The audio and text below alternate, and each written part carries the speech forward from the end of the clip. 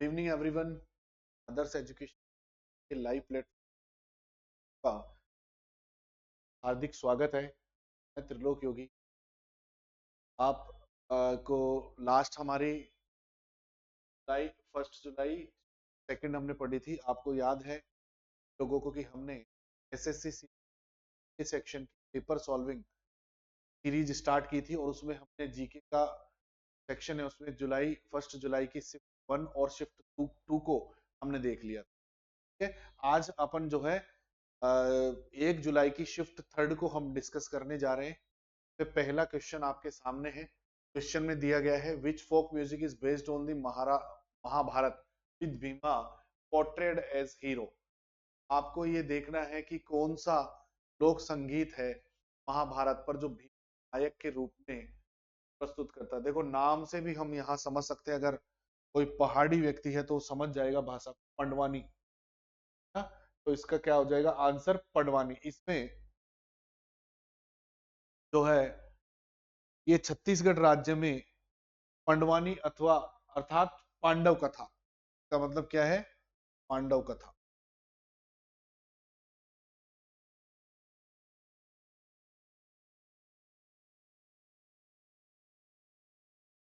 पंडवानी का क्या मतलब है, पांडव कथा।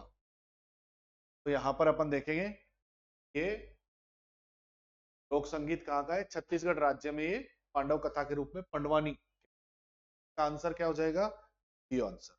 अगला देखिए क्वेश्चन आपके सामने, the Indian festival of Holi comes, Indian festival of Holi comes every year in the season of, मतलब भारतीय त्योहार होली। बहुत आसान सवाल है, आसानी से इस सवाल को सॉल्व कर सकते हैं। सभी इस चीज को जानते हैं ढंग से कि ये किस समय आता है। 4 ऑप्शन है आपके सामने, वसंत, पतझड़, गर्मी, सर्दी। बताइए कौन सा होगा। तो ये हो जाएगा हमारा स्प्रिंग सीजन। ठीक है, और इसका आंसर क्या हो जाएगा, वसंत। अगला चलते हैं क्वेश्चन नंबर 3 पर। क्वेश्चन नंबर 3 में दिया गया नाट्य शास्त्र के लेखक कौन है। प्रभुपाद, तो प्रभुपाद तो आप जानते हो कि इस्कॉन टेम्पल से रिलेटेड है। पतंजलि आप जानते हो इनको, भरत मुनि और पाणिनि, इनमें से कौन होगा बताइए। क्या भरत मुनि होंगे, यस। इसका आंसर क्या हो जाएगा, भरत मुनि। नाट्य शास्त्र क्या है, ये एक दोस्तों नाट्य शास्त्र एक ग्रंथ है जिसमें भारतीय शास्त्रीय नृत्यों का उल्लेख मिलता है अपने को। इसी में ही हमारे भारतीय शास्त्रीय नृत्य को चित्रित रूप में दिखाया गया है। और भरत मुनि की जो है किताब नाट्य शास्त्र, उसी हमारा जो प्राचीनतम नृत्य है, शास्त्रीय नृत्य है भरतनाट्यम, उसकी जानकारी भी यहीं से, ओडिसी नृत्य वगैरह ये सब। तो यहाँ पर क्या आ जाएगा, भरत मुनि। अगला देखते हैं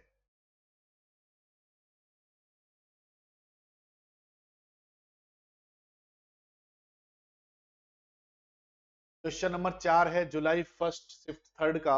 अपने धन निष्कासन के तर्क में हमने निम्नलिखित में कहा था कि ब्रिटेन भारत को पूरे, बहुत सिंपल है ये कथन। वैसे क्वेश्चन कहाँ से, मॉडर्न हिस्ट्री से है, पर ये जो स्टेटमेंट है धन निष्कासन, ड्रेन ऑफ वेल्थ, वो हमने स्कूली समय से ही हम इसको पढ़ते हैं और बहुत आसान क्वेश्चन दोस्तों। इसका आंसर क्या हो जाएगा, इसका आंसर हो जाएगा दादा भाई नौरोजी, ड्रेन ऑफ वेल्थ। अगला क्वेश्चन देखिए, आईसीटी भू अभिलेखों के खुलेपन को कैसे बढ़ाता है। तो ये हमारा जो है इंटरनेट, ऑनलाइन इंटरनेट कंप्यूटर, इनसे संबंधित सवाल है। तो यहाँ पर 4 ऑप्शन दे रखे हैं, लेन देन पर सख्त नियम लागू करके। बताओ,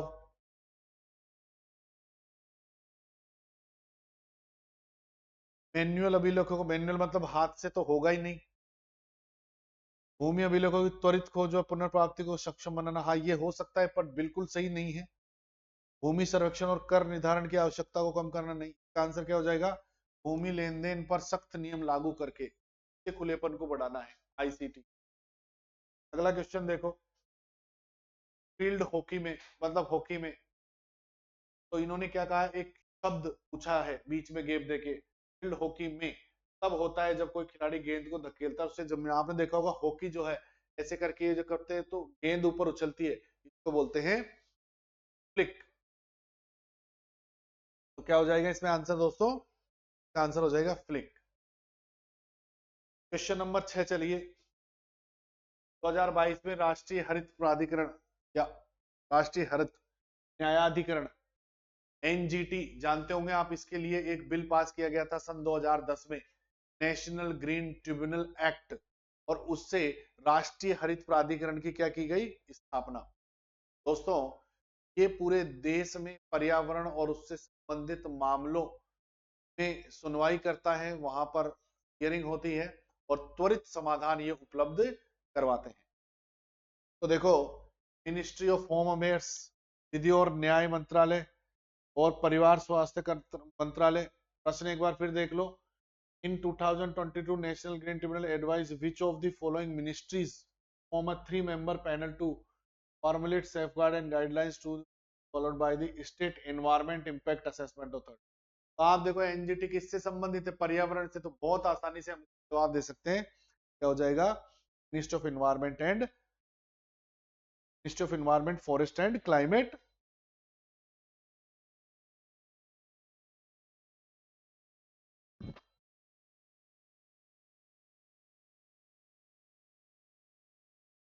अगला क्वेश्चन देखो स्क्रीन पर आपके सामने। क्वेश्चन में दिया गया है कि वर्ष 2022 में निम्नलिखित किस राज्य ने पहली प्रवासन निगरानी प्रणाली शुरू की है? तो ये महाराष्ट्र। करंट अफेयर्स का क्वेश्चन है, पुराना पूछा है, आप स्टैटिक का समझ सकते हो, काफी इंपॉर्टेंट है। महाराष्ट्र ऐसा पहला राज्य था जिसने प्रवासी माइग्रेट करके जो जाते हैं ना, उनके बारे में निगरानी रखने का जो है किसने सबसे पहले शुरुआत की। इसमें मेन जो फैक्टर ये था कि महिलाएं, गर्भवती महिलाएं वगैरह, इन लोगों की मॉनिटरिंग की जाए, कितने क्या हैं, कैसे है इनका स्वास्थ्य का, पोषण, इन सब का ध्यान रखा जाए। अगला आंसर क्या हो जाएगा? महाराष्ट्र। अगला क्वेश्चन बढ़ते हैं।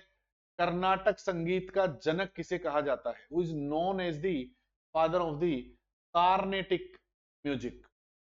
तो देखिए, अगर आप लोगों ने थोड़ा बहुत स्टैटिक जीके पढ़ा है तो आपको पता चलेगा कि भारत में संगीत की दो शैलियां हैं। एक हिंदुस्तानी स्टाइल जो मुगलों के अधीन विकसित हुई, और एक हमारी क्लासिकल कर्नाटक संगीत जिसको हम बोलते हैं। ठीक है, ये हिंदुस्तानी मुगलों के संरक्षण में और ये दक्षिण भारत की। तो कर्नाटक संगीत का जो है, इसको कहा जाता है पुरंदर दास को। हालांकि इनमें और भी लोग शामिल है, पर जनक अगर हम कहेंगे तो क्या नाम आ जाएगा इसका? पुरंदर दास इनका जो है जनक आ जाएगा। ठीक है, कर्नाटक संगीत का जनक क्या हो जाएगा?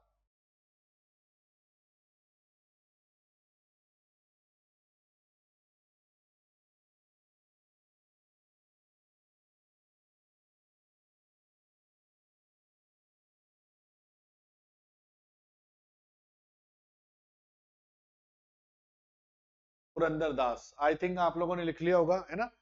ये थोड़ा मैंने आपको दे दिया। अब हिंदुस्तानी तो क्या है, ये राग ताल वगैरह इन पे आधारित है। कर्नाटक जो है, ये कर्नाटक जो शैली है, ये आपकी किसके ऊपर आधारित है? कर्नाटक शैली को आप देखोगे तो कर्नाटक शैली में क्या दिखेगा आपको? भक्ति रस। और जबकि आप हिंदुस्तानी शैली में देखोगे तो यहां पर आपको दिखेगा श्रृंगार रस, है ना? राग ताल वगैरह इसमें, और यहाँ हिंदुस्तानी संगीत में क्या होता है? श्रृंगार रस। ये देवी देवताओं के लिए, कर्नाटक में देवी देवताओं भक्ति रस है ना, शायद हमने क्या बोल गया, ध्यान रखना। हिंदुस्तानी किसके लिए है? ये श्रृंगार रस के लिए, और ये भक्ति रस के लिए। पुरंदर दास इनके जनक है। अगला चलिए। परमादेश रिट एक मौलिक अधिकार है, किसके तहत वर्गीकृत किया गया है? Very simple. यहां पर देखो, मौलिक अधिकारों की कैटेगरी पूछी गई है कि भारतीय संविधान में कितने प्रकार के मौलिक अधिकार दिए गए हैं, कितने प्रकार के मौलिक अधिकार बताए गए हैं। तो यहां पर देखो टाइप्स पूछा है, तो मौलिक अधिकारों के कितने टाइप्स है? 6 टाइप्स है। 6 टाइप्स में से ये सांस्कृतिक शैक्षणिक 29 और 30 का हो जाएगा। ये धर्म की स्वतंत्रता आपका ये 25 से 28 हो जाएगा। ये आपके समानता के अधिकार 14 से 18 हो जाएंगे। और संवैधानिक ये आर्टिकल 32, इसके अंतर्गत ही संवैधानिक उपचार, तो आंसर क्या हो जाएगा? संवैधानिक उपचार। इसके अंतर्गत ही ये परमादेश मैंडेमस, मतलब कोर्ट जो है सुपीरियर कोर्ट लोअर कोर्ट को, जैसे अगर हाई कोर्ट है तो हाई कोर्ट किसको करेगा? निचले डिस्ट्रिक्ट कोर्ट को। अगर सुप्रीम कोर्ट है तो सुप्रीम कोर्ट किसको करेगा? High court and lower courts both को ये क्या कर सकते हैं?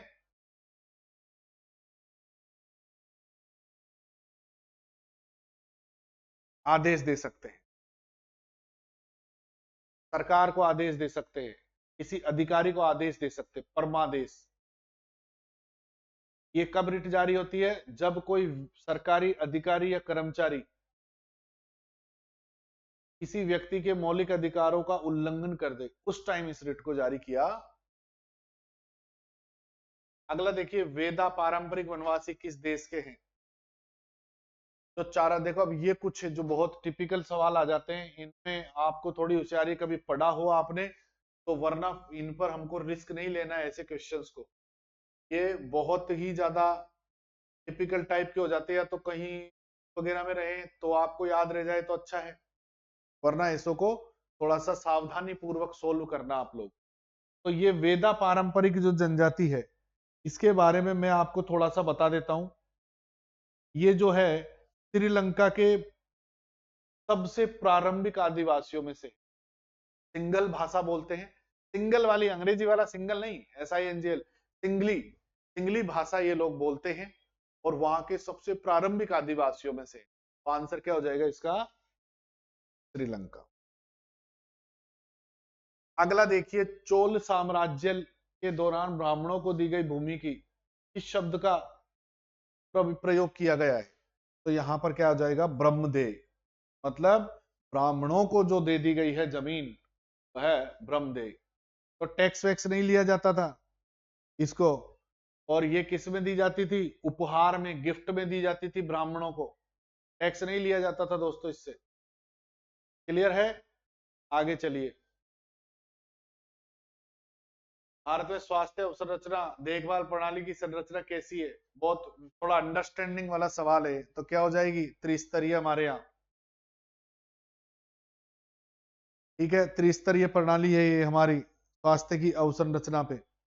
अब कैसे है ये त्रिस्तरीय? तो आप देखोगे हमारा सेंट्रल भी इसके लिए कार्य करता है, स्टेट भी करता है, और लोकल लेवल पे भी, और वैसे देखोगे आप तो प्राइवेट सेक्टर भी इसमें इन्वॉल्व है। ठीक है, तो त्रिस्तरीय प्रणाली इसका आंसर। अगला देखो, which group of animals has segmented spinal column together with a few primitive forms in which the backbone of represented by a notochord? तंतुओं के निम्नलिखित में से इस समूह में कुछ आदिम रूपों के साथ एक खंडित रीढ़ की हड्डी का स्तंभ होता है, जिसमें रीढ़ की हड्डी का प्रतिनिधित्व एक नोटोकोड के द्वारा किया जाता है। तो ये क्या कहलाते हैं बताओ? वर्टिब्रेटा, इकाई, नॉर्ड, मेटा, मोलस्का, ऑर्थोपोडा। जरा पढ़िए चारों ऑप्शंस को और एक बार इसका आंसर देखिए। देखो ये क्या कहलाएंगे? वर्टिब्रेटा, पूरा एक बैकबोन होता है इसका, है ना। Which group of animal segmented spinal column together with the few primitive forms, तो ये है ना, ऐसे आप देखोगे तो बैकबोन, नोटोकोड। आंसर क्या हो जाएगा इसका? वर्टिब्रेटा। अगला चलो, पूर्वी घाट की सबसे ऊंची चोटी कौन सी है? पहले तो आप ये देखो क्वेश्चन क्या कह रहा है हमारा, 15वां क्वेश्चन कह रहा है कि पूर्वी घाट की सबसे ऊंची चोटी कौन सी है। तो सबसे पहले समझना होगा कि पूर्वी घाट क्या है। देखो आप, क्वेश्चन आपके सामने पूरा स्क्रीन पे आ रहा है।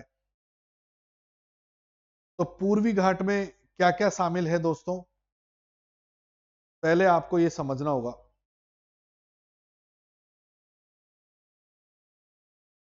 क्या क्या आते हैं पूर्वी घाट के अंदर, और फिर वहां पर अपने को ये सोचना है कि कौन सी है।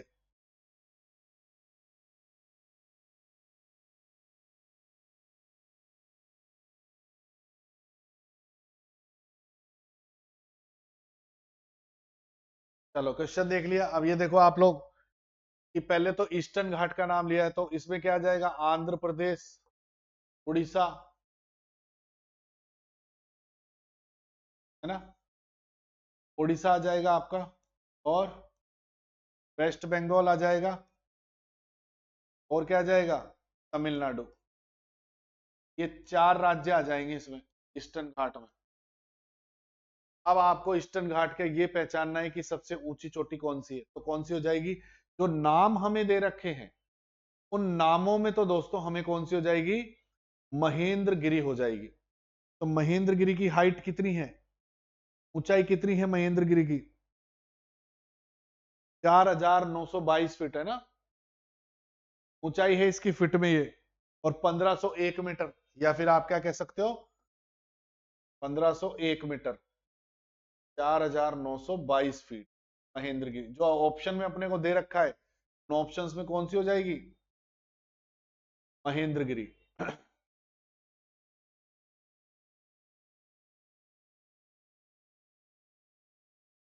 ठीक है, आंसर मिल गया होगा। अगला अब देखो इनकी आप लोग देख लेना, कंचनजंगा की, है ना, इनकी हाइट आप लोगों को एक बार देखनी है। अब आप लोग जो है, वैसे ईस्टर्न हार्ट में जो है जिंदोड़ा सबसे ऊंची है, ये जो है इनमें जिंदोड़ा सबसे ऊंची है, लेकिन ये 4 ऑप्शन है जिनमें अपने क्या हो जाएगी, ईस्टर्न घाट में महेंद्रगिरी है।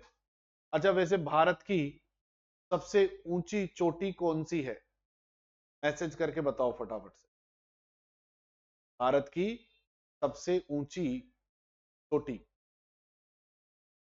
मैसेज करके बताना मुझे। अगला देखो क्वेश्चन है, किस भाषा को पूर्व का इतालवी कहा जाता है। स्क्रीन पर आप देखो, पूरा क्वेश्चन आपके सामने आ जाएगा। अब देखो आप, किस भाषा को पूर्व का इतालवी कहा जाता है, तेलुगु को कहा जाता है, क्योंकि सभी स्वर ध्वनि के साथ समाप्त होते हैं इसमें, लिख लेना इसको, क्योंकि सभी स्वर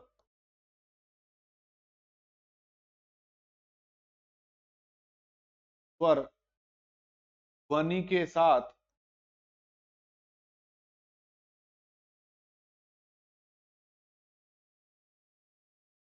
प्रारंभ होते हैं, इसीलिए इसको इटाली भाषा में भी यही होता है।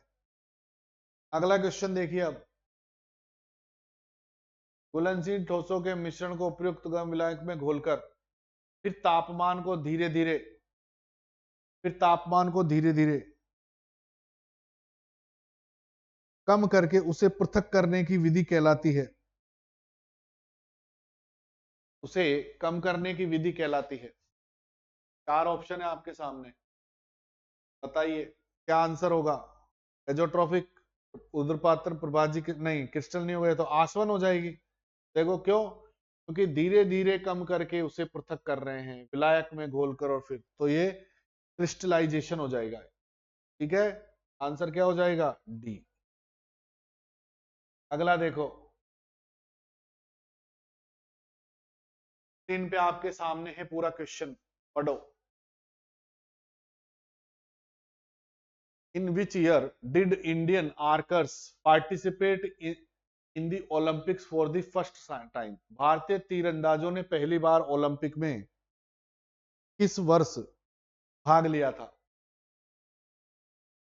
बहुत सिंपल सवाल है आप लोगों के सामने, वैसे देखा जाए तो सिंपल है, और वैसे देखा जाए तो फैक्चुअल है, याद करने में दिक्कत आती है। 1980 कहां पर हुआ था, इसको बोला जाता है सियोल ओलंपिक। ठीक है साहब, 1988 में सियोल ओलंपिक।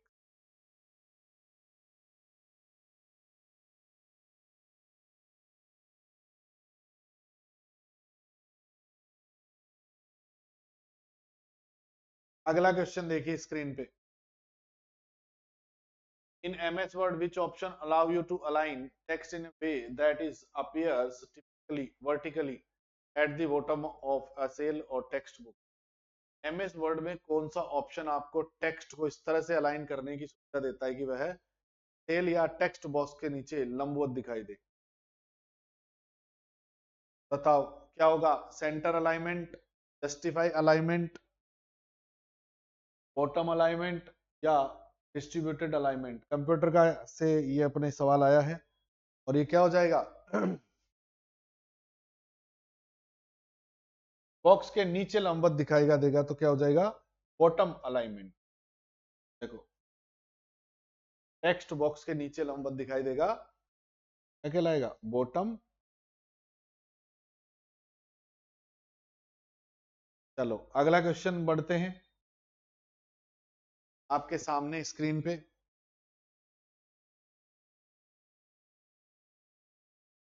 देखो निम्नलिखित में से किस ग्रह के चारों ओर, भैया इनमें तो सारे लग रहे हैं, कौन से ग्रह के आगे नहीं है? शनि के वलय हैं, बृहस्पति के वलय हैं।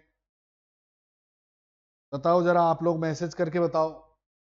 अरुण अरुण ग्रह के भी हैं वलय, तो शनि के भी है वलय, बृहस्पति के भी है, लेकिन चौथा ऑप्शन बुध के नहीं है, इसलिए यही सही आंसर। ठीक है, तो आंसर में क्या लगाओगे? आंसर हो जाएगा आपका बुध ग्रह। अगला क्वेश्चन पढ़ते हैं और पढ़िए अगले क्वेश्चन को।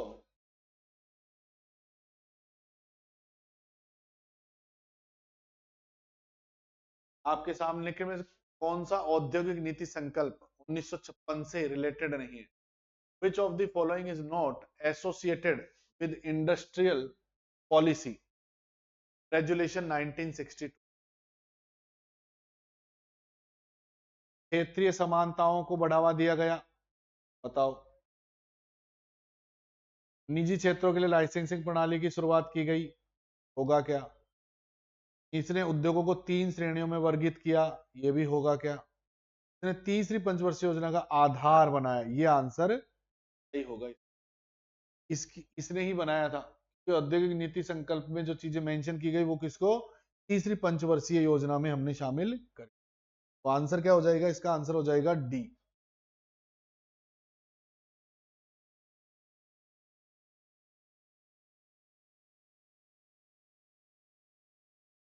अगला देखते हैं क्वेश्चन अपना। देखो ये करंट से पूछा गया, 29 मई 2023 को केंद्रीय सतर्कता आयुक्त के पद की शपथ ली। विजिलेंस जानते हो ना आप लोग, विजिलेंस कमीशन, उसके बारे में पूछा गया है, तो इसके कौन हो जाएंगे? प्रवीण कुमार श्रीवास्तव। आज वर्तमान अगस्त 2024 में भी प्रवीण कुमार श्रीवास्तव ही केंद्रीय सतर्कता आयुक्त हैं।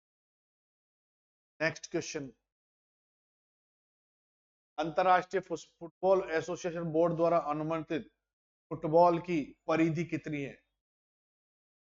बताओ साहब, सरकमफेरेंस पूछा गया है इसका कि अंतरराष्ट्रीय स्तर पे इसका कितना है?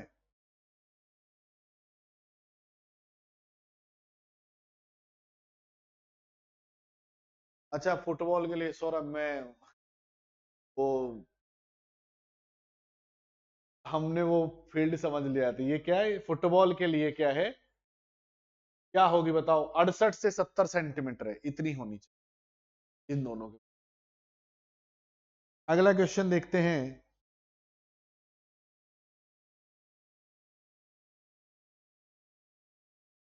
भारतीय संविधान के निम्नलिखित में से किस अनुच्छेद को साधारण बहुमत के द्वारा के साथ संशोधित नहीं किया जा सकता?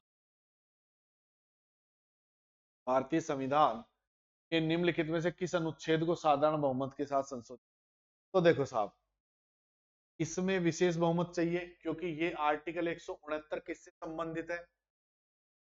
स्टेट में लेजिस्लेटिव काउंसिल, विधान परिषद बनाने से आर्टिकल, और इसके लिए स्पेशल मेजोरिटी चाहिए। आर्टिकल 2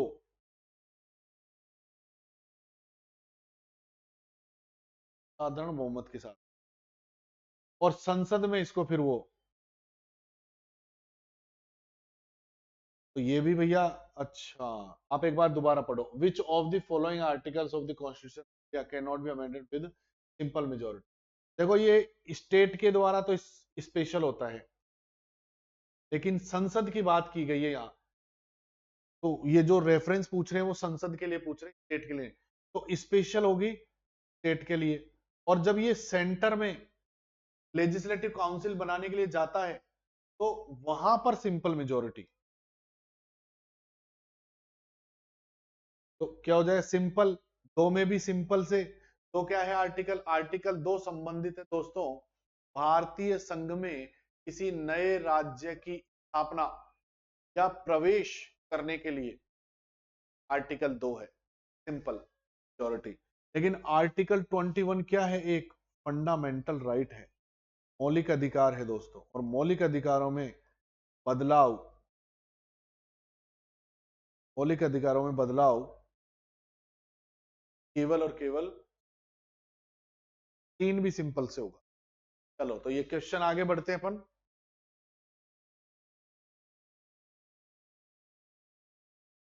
और पढ़ो इस क्वेश्चन को, एकाधिकार। अब ये थोड़ा सा जो है अपना क्वेश्चन थोड़ा टेढ़ा सा आ गया है। ये क्या है, इकोनॉमी का है, और एक इकोनॉमी का मान लो आप, नेशनल इंटरेस्ट में मान लो, एकाधिकार प्रतिस्पर्धा की तुलना में एकाधिकार में मांग वक्र होता है। तो देखो एक बार पढ़ लो इसको, compare to monopolistic competition the demand curve is in a monopoly is. देखो ये क्यों इसकी बात आती है, एकाधिकार की कब बात आती है,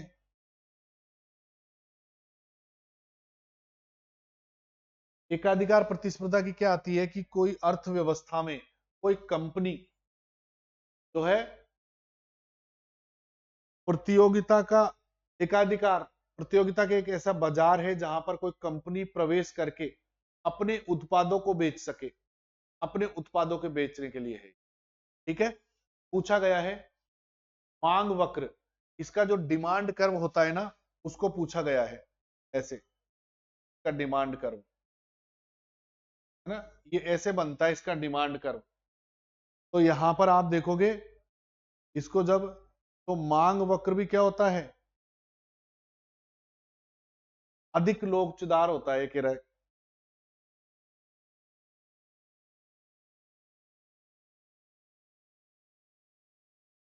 मांग वक्र क्या हो जाएगा इसका, अधिक लोचदार हो जाएगा इसका मांग वक्र।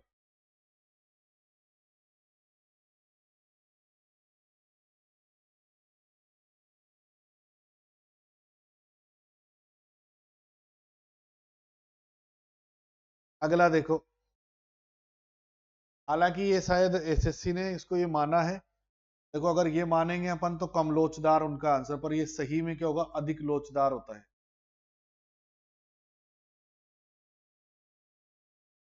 लोचदार।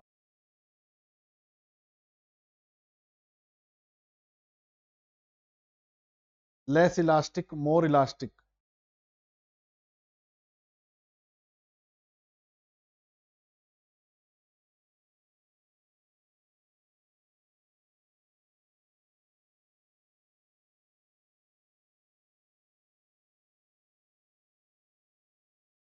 चलो अगले क्वेश्चन पे, अगली उस पे बढ़ते हैं अपन। अब आ जाते एसएससी की, सीएचएसएल की 1 जुलाई की शिफ्ट 4 पर। अच्छा पिछले वाला अगर आप क्लियर करना चाहते हो तो देखो इसमें क्या हो जाएगा, इसका हो जाएगा कि ये जो है अगर हम मानेंगे उनका आंसर तो वो कम लोचदार का दे रखा है उन्होंने, ठीक है, लेकिन ये जो है मांग वक्र क्या होता है, अधिक लोचदार होता है इसमें एकाधिकार प्रतिस्पर्धा की तुलना।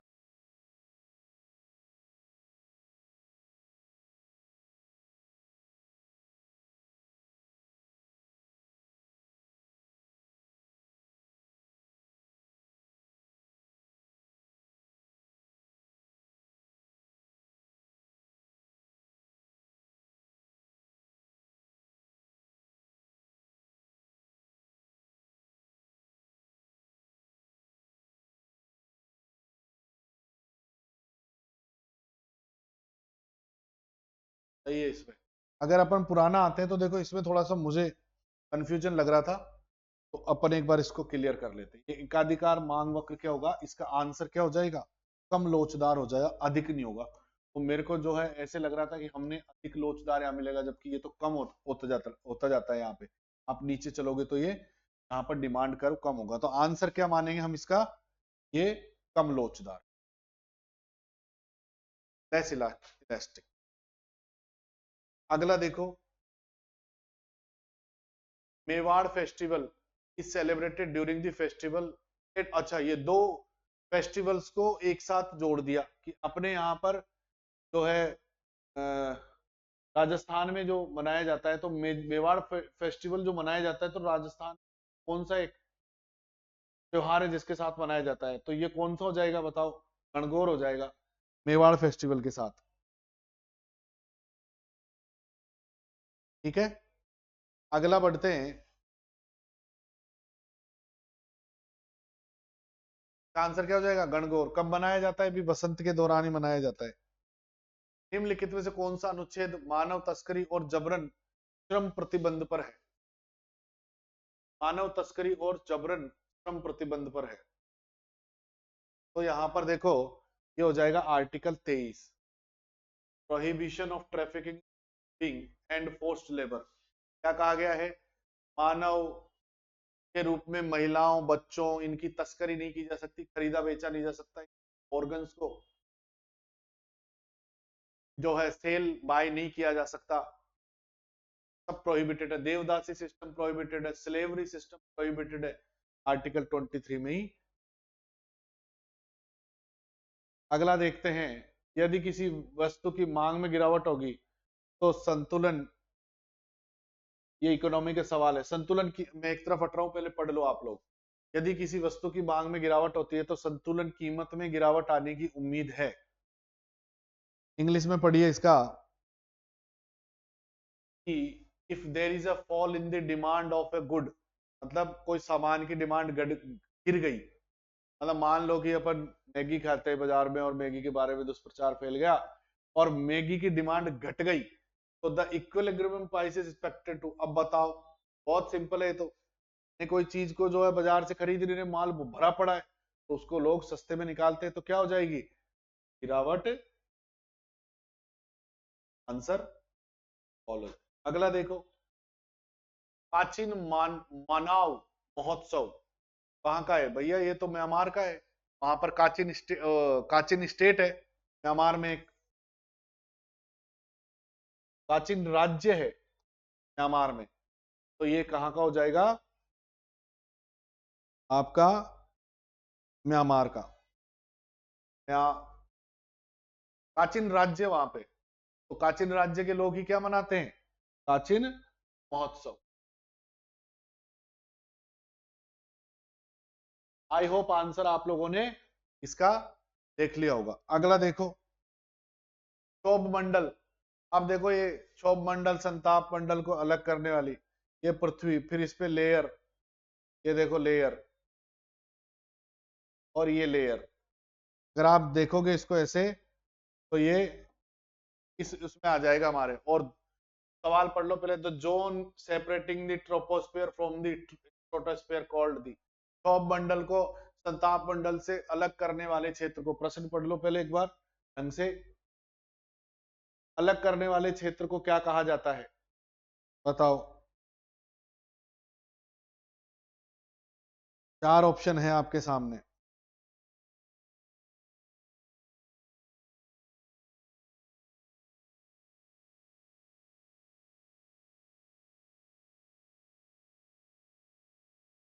बताओ, यहां से अपन ये देखते हैं, तो ये सबसे पहले अपने लिए क्या लगा लेंगे अपन, क्षोभ मंडल आ जाएगा। फिर इसमें क्या आ जाएगा, वो बफर जोन आ जाएगा। फिर क्या आ जाएगा, समताप आ जाएगा। फिर क्या आ जाएगा, आयन। और फिर क्या आ जाएगा, आयतन। तो अंग्रेजी में अपन क्या बोलते हैं, इनको अपन बोलते हैं अंग्रेजी में मीजोफेयर, आइनोस्फेयर।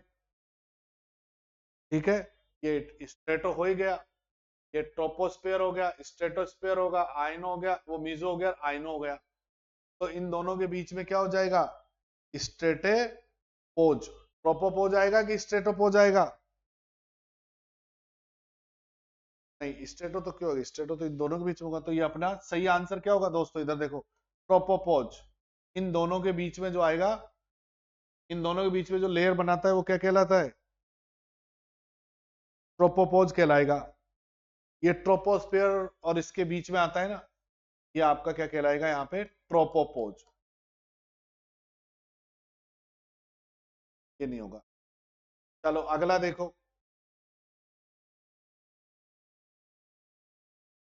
निम्नलिखित का सही मिलान करें।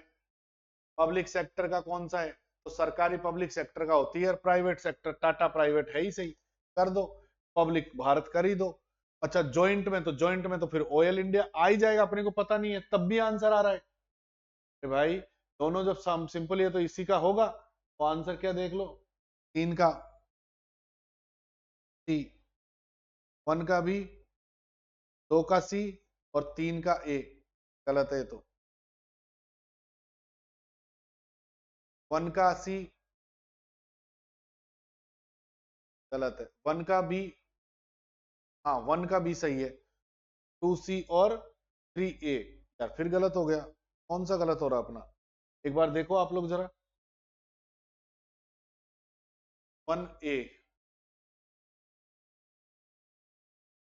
1 बी, 1 और ये सही है। फिर 2 ए, प्राइवेट सेक्टर टाटा, हाँ 2 ए सही है। और फिर कह रहा है ये 3 सी। बस हो गया, आंसर अपना निकल आया है, ये इसका आंसर हो।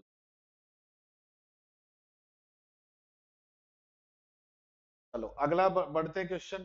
देखो, which of the following is more important to promote modernisation and overall prosperity. किसी देश के आधुनिकीकरण और समग्र समृद्धि को देने के लिए कौन सा महत्वपूर्ण है? स्थायी बेरोजगारी तो होगी नहीं, अगर अपने को देश को आगे बढ़ाना है तो क्या होगा भाई, रोजगार तो मिलना ही चाहिए लोगों को, है ना। तो क्या हो जाएगा इसका आंसर, बताओ जरा, है? तो ये तो होगा ही नहीं, स्थिर आयात नहीं, आयात होगा तो फिर अपन निर्यात नहीं करेंगे तो क्या होगा, स्थिर निर्यात से भी पार नहीं पड़ेगा। तो क्या आंसर आ जाएगा, स्थायी रोजगार, यही अपना आंसर हो जाएगा।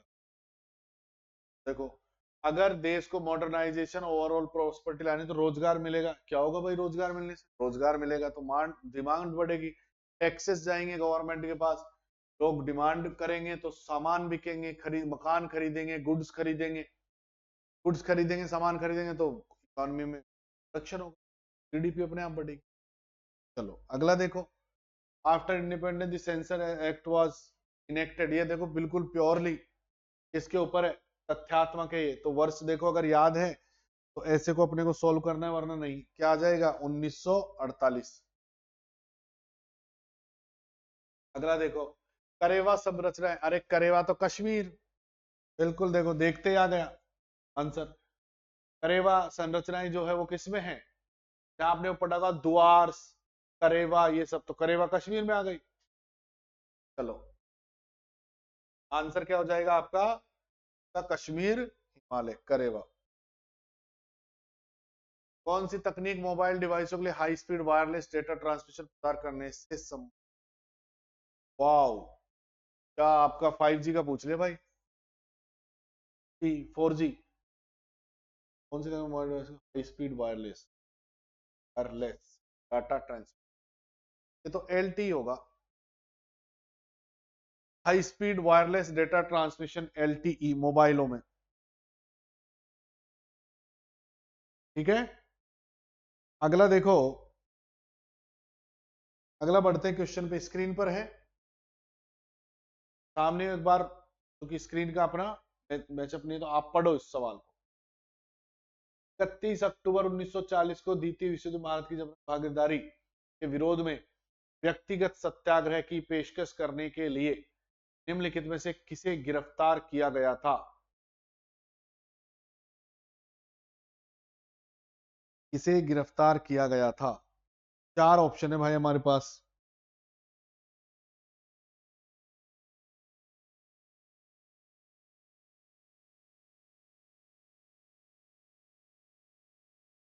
देखो कौन कौन से थे। सरदार वल्लभ भाई पटेल। भाई ये देखो दोस्तों, ये जो है ना 31 अक्टूबर 1940 को द्वितीय विश्व युद्ध में भारत की जबरन भागीदारी के विरोध में सबसे पहले,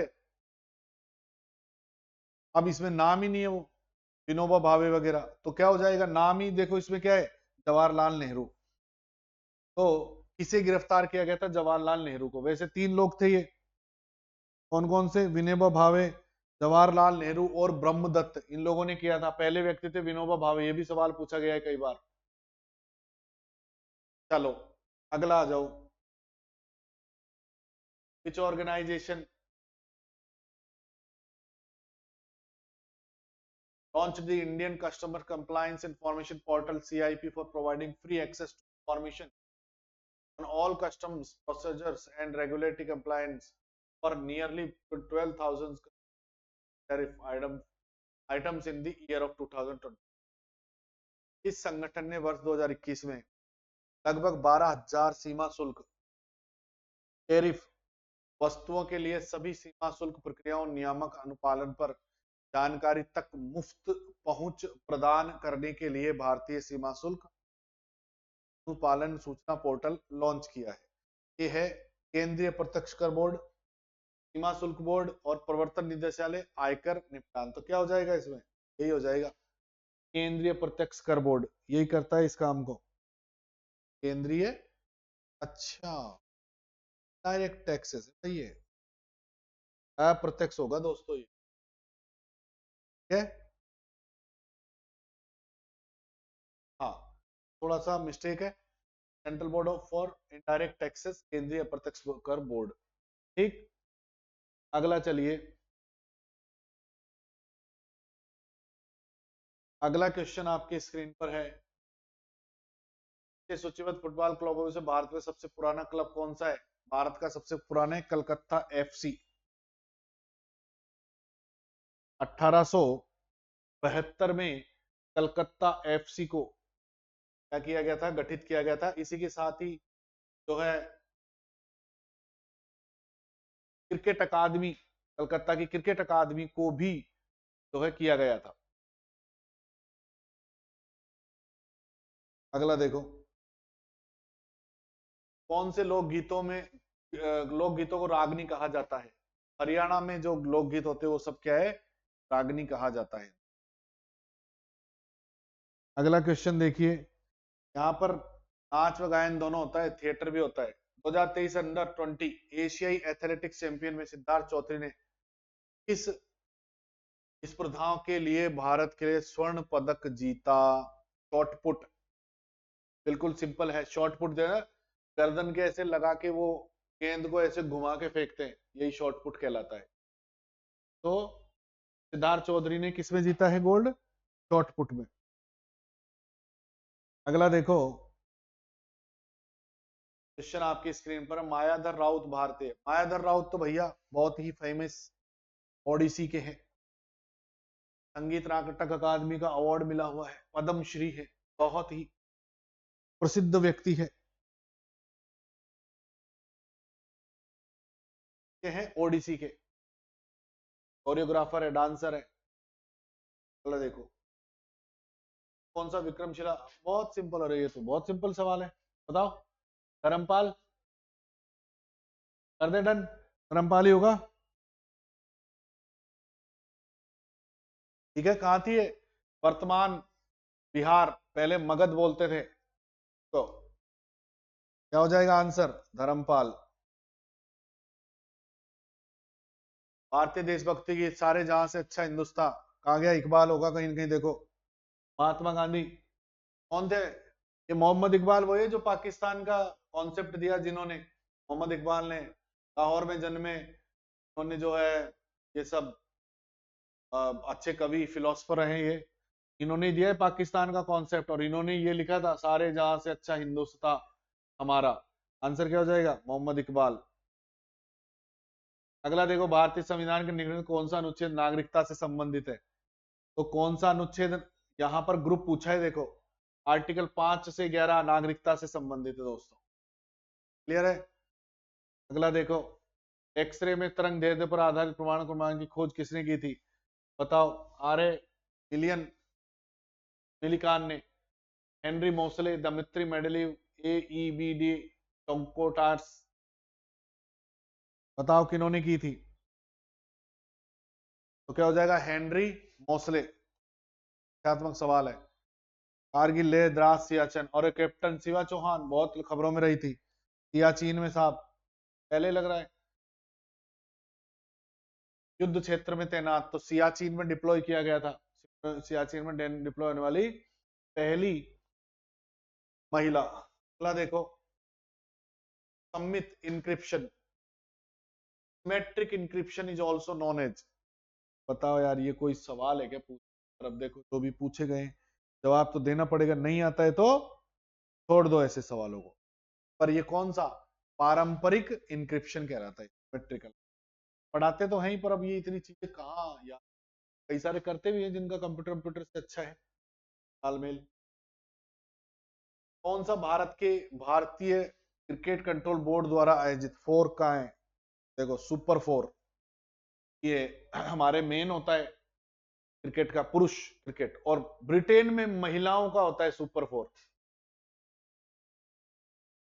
Mendel propose the law of independence assorted, Mendel ने के आधार पे, बताओ, स्वतंत्र वर्गीकरण का नियम प्रस्तावित किया।